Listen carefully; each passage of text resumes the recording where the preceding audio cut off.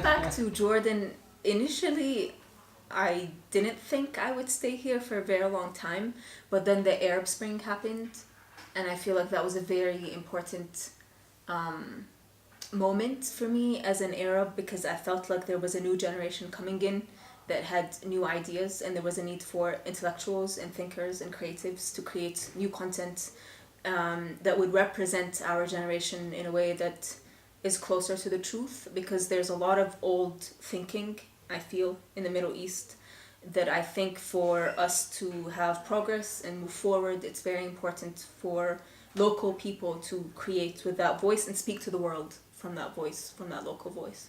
And what I have right now with my partner Batul Ibrahim is a production company that specializes, yeah, our edge is in screenwriting, and the dream is to be able to become a development house and a production house for global streaming platforms like Netflix and so forth, to create series, like quality TV series for the world in more than one language.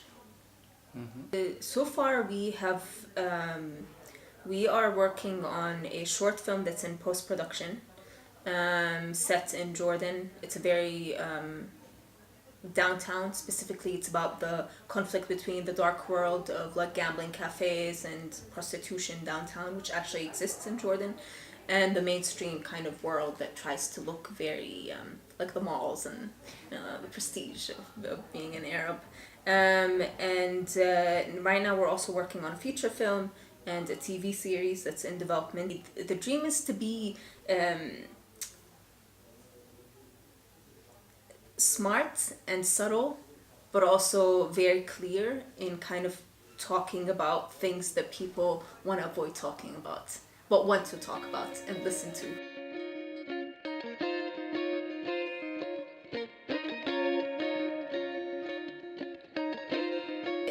For us, making film and series comes from a very spiritual process. Like, I believe in, like, life is about searching for a divine experience, and stories come from that place of what is this human life that we're living, who are these people that we're interacting with, what is the meaning of life, what should we pursue, and what are the characters that we see in life that we can also aspire to become, or agree and disagree with. So for me, it's making film is like prayer for me. I had a very big passion for writing. So even when I had a full-time job, I used to wake up at 4 a.m. and I was working on my novel. I would write for 3 hours and then like shower and go to work. So then I realized, actually my boss was like, "What are you doing here?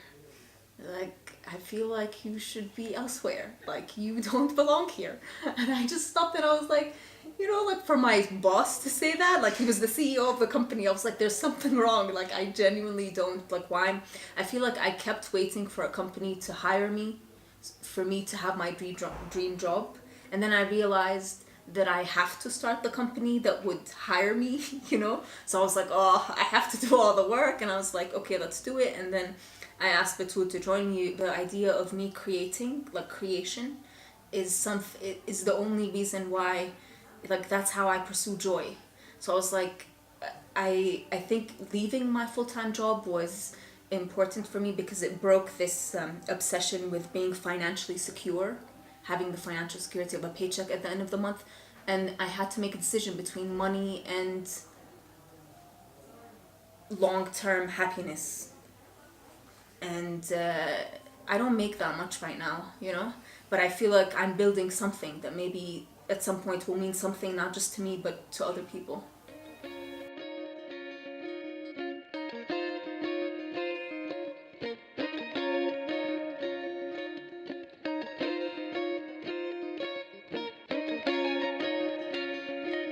So I think for me, one thing that was very important was the idea of knowing my own strengths but also weaknesses, and being very comfortable with my weaknesses, and being able to find a collaborator who has the opposite strengths and weaknesses. So Batul is a producer. She's great at the business side of things and logistics and making things happen in the real world. I am great at sitting in a room and dreaming up things, you know. I live in La La Land, you know, so and I can't do this logistics like stuff. It's very difficult for me. So we've been able to collaborate in that way, and we had so many conversations for years about what my strengths are, what her strengths are, what my weaknesses are, and it took such a long time to be able to give each other, learn how to give each other space to do the things that we're good at, and be able to let go and trust the other person. I feel like that was a very important thing, to find a collaborator, because you cannot start a company on your own. And also, a lot of people, I feel like at the beginning of this journey, you kind of feel like, oh, this is my baby, and like this is mine, and I know what's best, and la la la, and you start fighting about who's the CEO and you're like, CEO of what? There's nothing here. There's no value yet. So like, you really have to let go, but also be smart in who you choose to work with, because I think that there has to be a lot of like goodwill and faith in each other, because you know, you're gonna become closer friends, but you also work together, and how do you draw boundaries and so forth. It's like a very complex thing that requires a lot of communication. I think the other thing is that you have to be so passionate about what you do. It has to become your life, your lifestyle. Like the way you wake up in the morning has to do with whatever it is that you're doing. You need to understand all the details of it. You have to be really genuinely good at what you do to make it, and maybe you won't make it even if you're genuinely good at it.